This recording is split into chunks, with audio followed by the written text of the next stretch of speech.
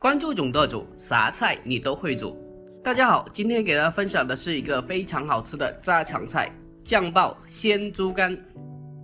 首先，我们准备以上的食材。猪肝我们直刀切成片，厚度的话不要太薄啊，大概0.4公分左右就可以了。切好之后，我们用清水浸泡一下。猪肝的话，我们抓洗干净，可以去除一部分的一个血水，这样吃起来没有那么腥。给它多洗2遍，然後攥乾水分。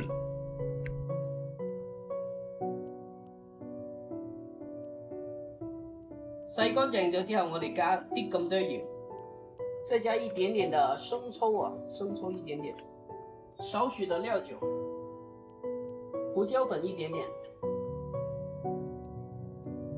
給它捉勻啊。捉勻之後，我們來點生粉。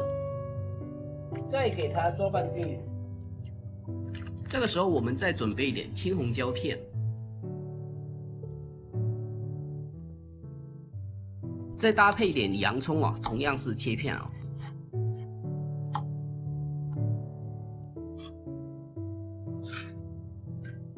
这个时候再准备一点料头、姜和蒜。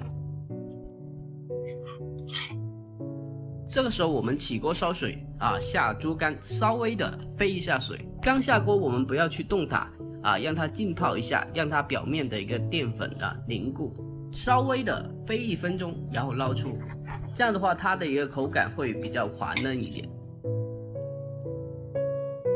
这个时候我们起锅烧油加入那个青红椒，加一点点的底味给它炒一下，给它炒到7成熟，给它盛出。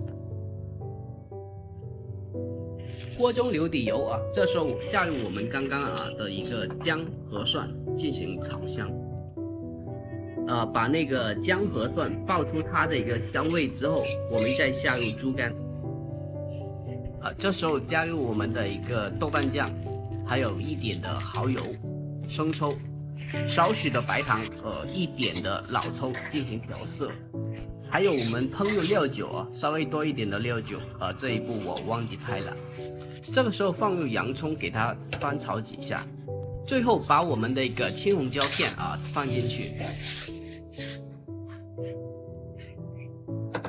出锅之前来一点花生油，给它增香提亮。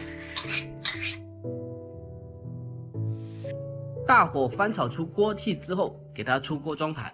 下面是我们的一个技术总结。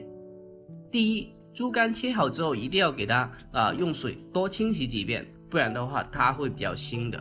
第二，猪肝在前面的一个腌制和后面的一个烹炒的一个过程我们在调味一定要注意，不要太咸了。